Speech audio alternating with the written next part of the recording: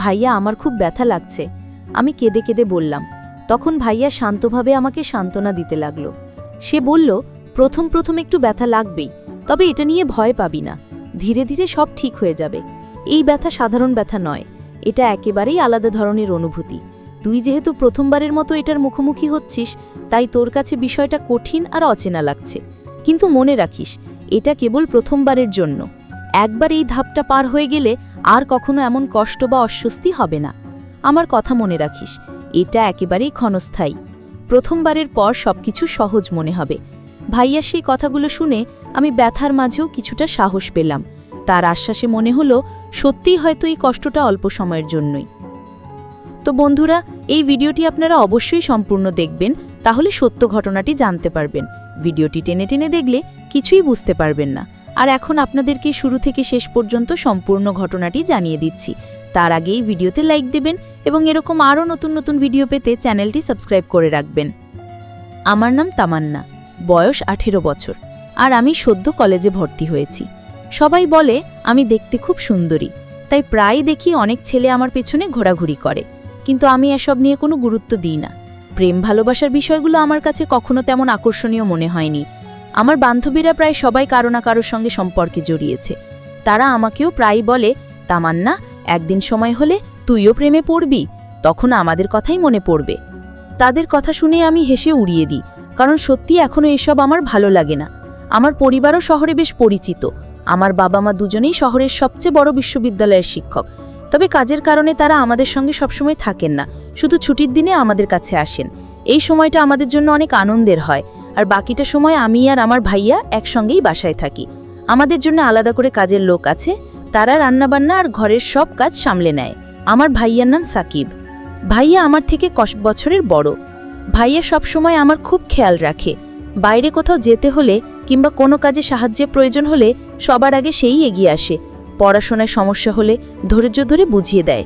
ছোট থেকে আমাদের একসাথে থাকা অভ্যাস হয়ে গেছে বলে ভাইয়াকে ছাড়া আমি নিজেকে কেমন যেন অসম্পূর্ণ মনে করি। আমি আর আমার ভাইয়া সাকিব সবসময় একে অপরের সঙ্গী ছিলাম। ছোটবেলা থেকেই হাসি, কান্না, ঝগড়া সব কিছুই আমরা ভাগাভাগি করে নিতাম। বাবা মা আমাদের সঙ্গে থাকতেন না, তাই ভাইয়াই ছিল আমার সবচেয়ে কাছের মানুষ। কিন্তু একটা ঘটনা আমাদের সম্পর্ককে বদলে দিল চিরদিনের জন্য। কলেজে ওঠার পর আমি পড়াশোনার পাশাপাশি কিছু নতুন বন্ধু পাই। তাদের সঙ্গে আড্ডা দেওয়া, ঘুরতে যাওয়া, এসবের কারণে ধীরে ধীরে ভাইয়ার সঙ্গে আমার সময় কাটানো কমে গেল। আগে যেসব কথা আমি শুধু ভাইয়াকেই বলতাম, এখন সেগুলো বান্ধবীদের সঙ্গে ভাগাভাগি করতাম। এটা দেখে ভাইয়া কষ্ট পেত, কিন্তু কিছু বলতো না। একদিন হঠাৎ করে আমি একটি সাংস্কৃতিক অনুষ্ঠানে অংশ নিতে চাই। সেখানে ছেলেমেয়েরা একসাথে কাজ করছিল। আমি খুব আনন্দ নিয়ে প্রস্তুতি নিচ্ছিলাম, কিন্তু ভাইয়া বিষয়টা একদমই মেনে নিতে পারল না। সে বলল, তুই এসবের মধ্যে জড়াস না, এগুলো তোর জন্য ভালো নয়।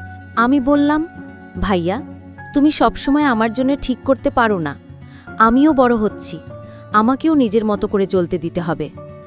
এই কথাতেই শুরু হলো দূরত্ব। ভাইয়ার মনে হলো আমি তাকে আর আগের মতো সম্মান করি না, আর আমার মনে হলো ভাইয়া আমাকে বুঝতে চায় না। ধীরে ধীরে আমাদের কথাবার্তা কমে গেল।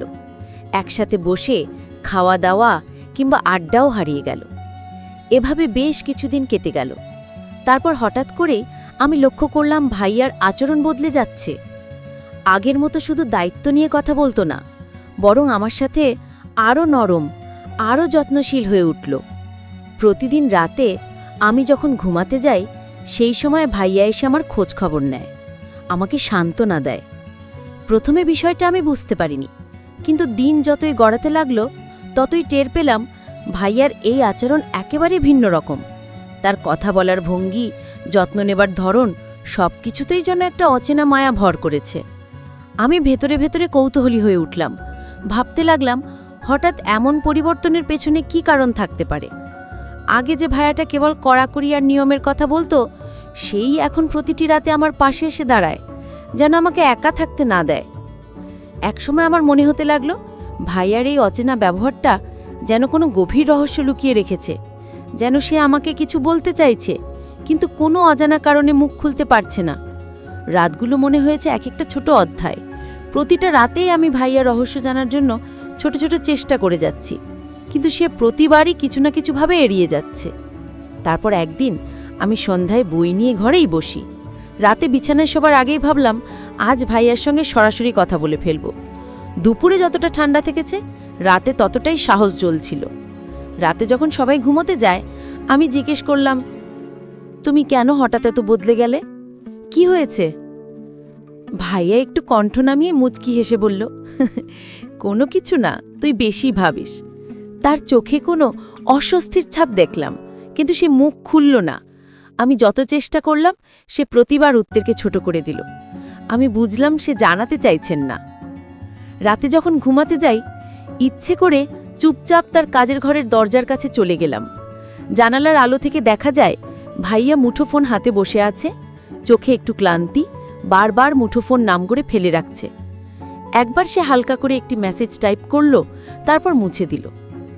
আমি মনেই আঁকড়াই ধরে বসে গেলাম। কি হচ্ছে তার জীবনে? আমার কাছে যেন সে কিছু লুকাতে চাইছে। দরজায় কাঁটা শব্দও শোনা যায়নি। সে বাইরে থেকে দরজা লক করে নিল কিনা জানি না। ফিরে যখন ঘরে আসলাম আমি হঠাৎ দেখলাম টেবিলে একটা ছোট কাগজ ভাগ আছে। কোনো নোট তবে নয়, কেবল অর্ধেক কালির দাগ। আমার কৌতূহল বেড়ে গেল। আমি এড়িয়ে যেতে চাইলেও ভেতরের চিন্তা আমাকে থামাতে দেয়নি। রাতে ঘুমানোর আগে আমি সরাসরি জিজ্ঞেস করলাম, ভাইয়া তুমি কি আমাকে কিছু লোকাও? সে দীর্ঘশ্বাস নিল, তারপর বলল, না, কিন্তু আমি চাই না তুই সেই চাপটা অনুভব করো। তার চোখে এক অজানা দুঃখ দেখলাম। কিছু বলার আগে সে মুখ বুজে নিল। তারপর এক রাতে আমি ঘুমের অর্ধ ঘুমে আচমকা জেগে উঠে দেখি ভাইয়া বিছানার পাশে টেবিলে বসে আছে। সে একা, চুপচাপ, হাতে এক কাপ চা। আমি থেমে দাঁড়ালাম। তার দিকে তাকিয়ে সে হঠাৎ বলল, তুই ঘুমা, কথা বড় ব্যাপার না। আমি ওকে ধৈর্য ধরে বলতে বললাম, ভাইয়া আমি যদি তোমাকে ভালোবাসি সে কারণেই তো জানার চেষ্টা করছি। সে চুপ করে রইল। তারপর অচেনা এক কণ্ঠে বলল, আমার জন্য ভালো, তাই তোর সাথে এমন আচরণ। সেই কথাই আমাকে আরও বিভ্রান্ত করল। তার ভালোর ব্যাখ্যা কি এমন যা আমাকে এড়িয়ে রাখবে? তারপর আমি লক্ষ্য করলাম ভাইয়া প্রতিদিনই আমার সঙ্গে শুতে চাইত, আর সবসময় বাম পাশেই ঘুমোতে জোর করত। কেন সে শুধু বাম পাশেই থাকতে চাইত সেটা আমার কাছে রহস্যই রয়ে গেল। শুধু তাই নয়, রাতে শোবার আগে সে বারবার বলতো, সব লাইট বন্ধ করে দাও। এমনকি জিরো বাল্ব পর্যন্ত নিভিয়ে পুরো ঘরকে অন্ধকার করে দিত। আমি ভাবতে লাগলাম, আলো অন্ধকারের এই খেলা আর তার বাম পাশে ঘুমানোর জেদ, এর পেছনে আসল রহস্যটা কি? আমি ভেতরে ভেতরে আতঙ্ক আর কৌতূহলের মধ্যে পড়ে গেলাম। অন্ধকার ঘরে ভাইয়ার এমন আচরণের পেছনে কি আছে সেটা বুঝতে পারছিলাম না। মনে হচ্ছিল সে ইচ্ছে করেই কিছু একটা আমার চোখের আড়ালে রাখতে চাইছে। আমি আর কিছু না করে বসে থাকতে পারলাম না। এক রাত কৌতূহলকে হার মানিয়ে জাগার সিদ্ধান্ত নিলাম। ঘরটি সম্পূর্ণ অন্ধকার, শুধু চাঁদের হালকা আলো ভেতরে পড়ছিল। দেখি ভাইয়া ধীরে ধীরে বালিশ ঠিক করছে, তারপর আমার পাশে বসে খানিকটা স্থির হয়ে থাকল। সে যেন ভাবছিল আমি ঘুমোচ্ছি নাকি দেখছি। হঠাৎ তার চোখে এক অদ্ভুত ভাব দেখলাম, কোনো সুখ বা রাগ নয়। ভাইয়া তারপর আমাকে বলল, তোর সঙ্গে আমি অনেক দিন ধরে একটি কথা শেয়ার করতে চাই, কিন্তু এখনো বলতে পারিনি। বহুবার চেষ্টা করেছি, কিন্তু সবসময় থেমে গেছি। শুনিস, আমি তোর উপর জোর করব না, কোনো জবরদস্তি করব না। সবকিছু তোর ইচ্ছা মতো হবে। যদি তুই নিজের ইচ্ছায় রাজি থাকিস তাহলে ঠিক আছে, আর না থাকলে তুই নিশ্চিন্তে অস্বীকার করতে পারিস। এই কথাগুলো কিন্তু তুই কাউকে বলবি না। আমি তোর ভাই ঠিকই, কিন্তু এত দিন ধরে আমি যা অনুভব করেছি সেটার কথা বলতেই পারিনি। এবার বলার সাহস হলো কেবল তোর কাছে। আমি অবাক হয়ে তার দিকে তাকিয়ে রইলাম। তার চোখে এক অদ্ভুত মিশ্র অনুভূতি, ভয়, লজ্জা সবই ছিল।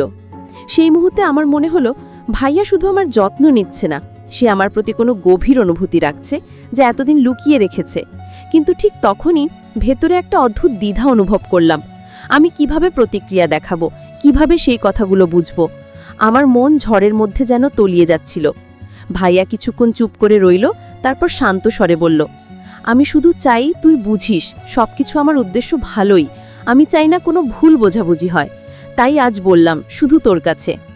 আমি ধীরে ধীরে নিজের কণ্ঠে বললাম, ভাইয়া আমি চেষ্টা করব বুঝতে, কিন্তু একটু সময় চাই। সেই রাতটি যেন আমাদের সম্পর্কের ইতিহাসে এক নতুন অধ্যায় শুরু করল।